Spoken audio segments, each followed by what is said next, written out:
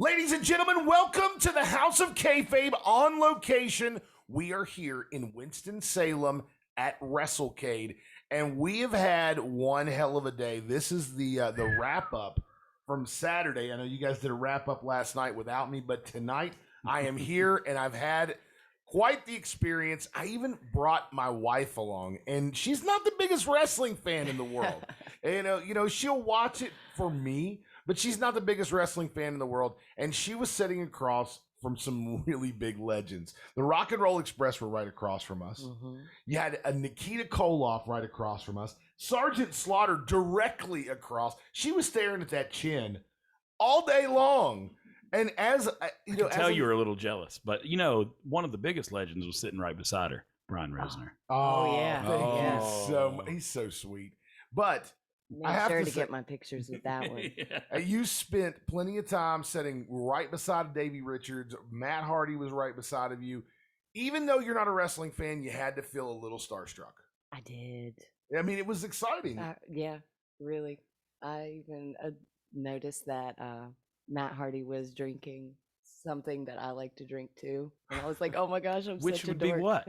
What was what drink? He was drinking a Bang energy drink. And now we can be endorsed by Bang energy drinks. Yeah, that's right, ladies and gentlemen. Try Bang. It was the unicorn one. My 65-year-old mother. Wait. Did you say he was drinking the unicorn one? Yeah, the that's rainbow like the unicorn. Worst one. I don't like it either, but I'm not going to judge him. How do you choke down that unicorn? It tastes like fruity mold, I think. It gave him the fire he Well, needed. there goes our Bang sponsorship. You just ruined it. Matt, we were so close to getting banged all day. That's what you're buying. My 65-year-old mother, who's my best friend and an awesome woman. I think I've told this story before, but she came over one day before I knew what Bang energy drinks were. And she said, "Matthew, have you tried these Bangs?" And I was like, "What?" And she said, these bangs. And I was like the haircut, mama? And she's like, no. And out of her purse, she pulls a Bang energy drink out. And I look at it and I'm like, "I'm pretty sure your 65-year-old ass don't need to be drinking a creatine pre-workout drink." And she's like, "Oh, hell, I've been getting banged all day." And I was like, "No." I'm like, "No, mama, no, don't say that." Debbie Mullins is a saint. She is. But we have had a terrific time at Wrestlecade. And, the reason why I wanted to bring my wife on the show is because she had an experience that's different from us. Of course, we were running around like marks all day, just freaking out over everybody. But I seen the look in your eye that you were into it. It was, even though you're not a fan, you understand the passion that goes behind an event like this. Oh yes. Watching the people and the work that they put into it and the time and the legacy that they've actually built. I see that. I see the determination and I think that you saw it probably too. You noticed that like there's people like us that are marks that are bringing their kids, and there's little kids dressed up and they're into it. And Matt Hardy had the one of the longest lines for sure all day. Hours. Our own Adam Harris worked so hard making sure that everybody had paid Matt Hardy for the appearance and stuff, and I was like blown away that so many people of every age were in that line, and that was so cool. When you say that, there were some people of every age. That's one thing that me and Allison were talking about, is how diverse a wrestling crowd is. Yeah. Like, you have people from all ages, all races, all creeds, all everything. Every type of human being can be found at a wrestling event like this.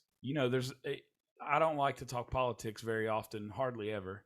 And wrestling is a thing that I think it unites.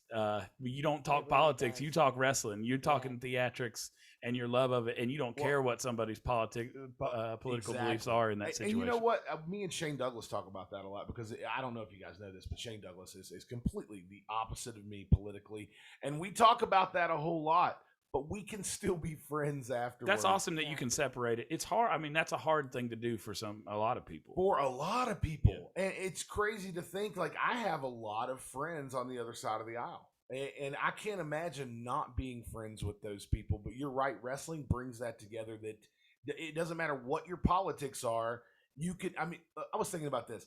I have forgiven some really shitty people in my life because they were wrestling fans. Just because they were wrestling fans and I didn't want to lose them. I want to be able to call you and talk about wrestling. So you fucked me over, but I guess I'll forgive you because you're a wrestling fan. We have that type of relationship with other fans, and it's really a beautiful thing. Yeah. It's probably not the best idea always. Maybe some of those people you should cut off, but I don't know. I never do. I mean, it was just awesome. Like at a certain moment, I mean, I don't get anxiety too often, but there was so many people just moving fast and trying to get to the person that they wanted to see or sign. You know, I stood in the Sting line and talking to other people, and I like had to remind myself, like, take a breath. And like take this in. This is an awesome moment that all these people love wrestling. And so you came up to me and you were like, "Calm down, man. Take this in." Well, because I love you. Enjoy the moment. And I was like, wow, I really do need to enjoy this. Because you have a crazy work ethic, and you want everybody around you to share in that, which I love that you do, but you forget to take a breath, and that we were in this awesome wrestling moment. Yeah. I was like, man, look, like I loved watching Heath cut up with people, you know, like because I'm buddies with Heath, but I like look over and he's putting people in move, you know, in holds and stuff and just having a good time with it. And I was like, man, this is fucking cool. Like everybody was having a good time. You know, somebody that I talked to who was extremely nice, who, you know, when you think about, I really didn't expect this person to be extremely nice, but Adam, aka Braun Strowman. Yeah. Super nice guy. Yeah. And he was bubbly. He was just like kind of popping around. He was happy. And he was in a great mood. I ended up talking to him. One thing that I will say I noticed about Braun Strowman, he is not as tall as I thought he was going to be. Yeah, man, he's as tall as you. He's a little taller than me. I was eye to eye with him. He's definitely taller than me. But I thought he was way taller. His arm looked like my fucking thigh, though. It did. I was like, you're right, man. You're right. He's in great shape. Oh, man. A couple others that I've seen that were in amazing shape. James Storm. James Storm looks like he's in the best shape of his life. Yeah. James Storm is, and he's kind of just always got that poker face on. You never know if he's like angry or loves you, but he was having a good time and was super kind. Bo Dallas is another one that looked like $1 million. $1 million.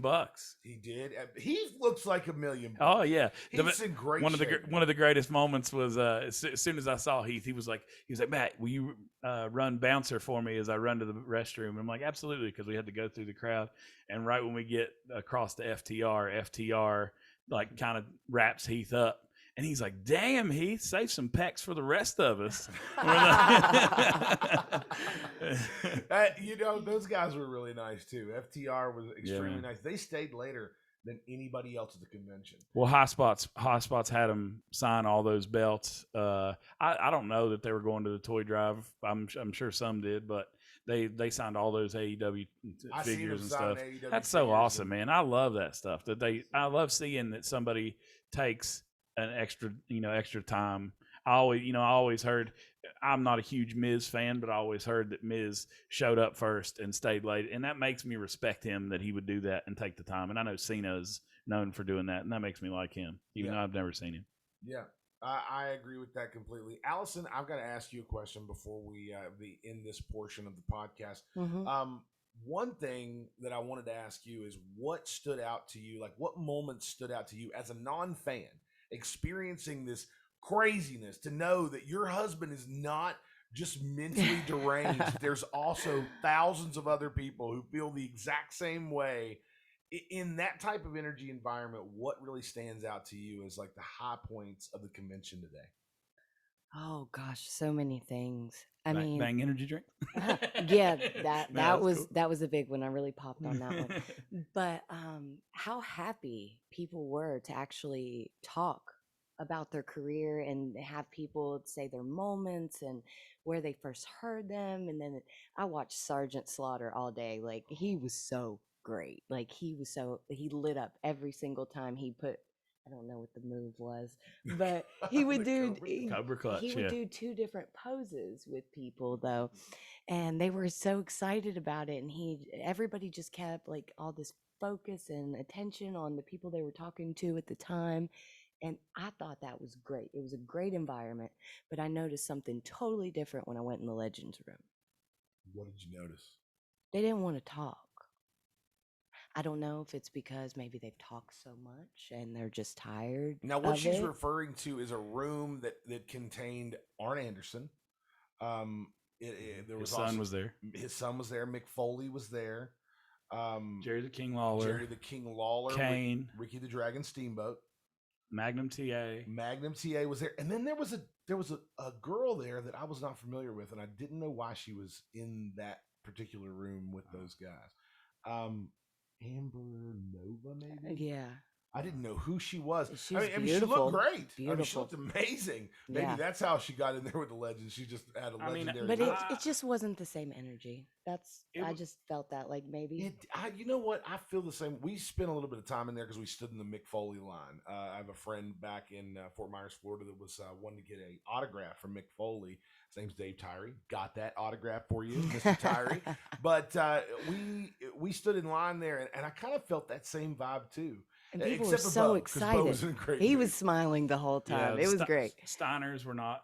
I mean, Oh, yeah, Steiners were there too. Some people I just feel like are there to see when it's ending. Like I understand. I really mean, do. I yeah, I as mean, I long get as their it. careers Yeah, I get are, it. the- But I really enjoy it when they, you know, like Brian Myers, man, I love him. Swoggle, love him. They were great. But like they wanted to talk about stuff, and so I had a conversation with Scott Steiner about hot sauce, and he seemed attentive, and he wanted to have this conversation with me, kinda, I believe. I took a picture But of you in there's this something- conversation, actually. Well, there's I'll send it something to you. about looking at Scott Steiner when he's wearing the chainmail and the sunglasses, and you just don't want to say anything wrong. Like, I feel like I'm going to say, he's like, I don't fucking like hot sauce, and just ate my leg. You know what I mean? he definitely Well, gave off that vibe. Scott Steiner has got a very intimidating. And I'll talk more about it when we get into the toy recap. But I took a 1991 Galoob Scott Steiner figure to get signed, and I was excited to see his reaction because you don't see a men on card 1991 Galoob very often because we all played with them and tore them out of the package. Yeah, mine didn't even have any paint left on it. Yeah. Scott Steiner looked naked when he was. I had to paint it back in with Sharpie marker. So I was because we wore the excited. paint off. I was thinking when I handed it to him for him to sign, you know, Mr. Steiner, I'd love for you to sign this. Like any reaction whatsoever. No, sold it. No, sold he it. didn't give a fuck about your action. Cash, please. Cash in my hand. Yeah. That's it. And I was just like, oh, man. I was like, I'm afraid of you, so I'm going to walk away and thank you. And that's it. But isn't Matt Hardy a legend? Oh yeah. He gave consistent energy to every new person he talked to. He talked to them for long periods of time. I mean, know because the line I'm was not- in front of our I'm not table. going to say that the mojo of the ASW and House of Kayfabe tables maybe was better, but maybe we rubbed off on that table, you know. Yeah, we did have a great table. We had Great a mojo. long line all day long. Yeah, man. People were signing left and right. Hornswoggle joined us. That was not even announced. We didn't even know Hornswoggle was going to be at our table until the last minute. He showed up. A lot of people love that guy. Yeah. It was a great time at the House Kayfabe All-Star Wrestling table, and we had a great time today. We'll be back with more recapping of Wrestlecade weekend right here on the House of Kayfabe. I did a horrible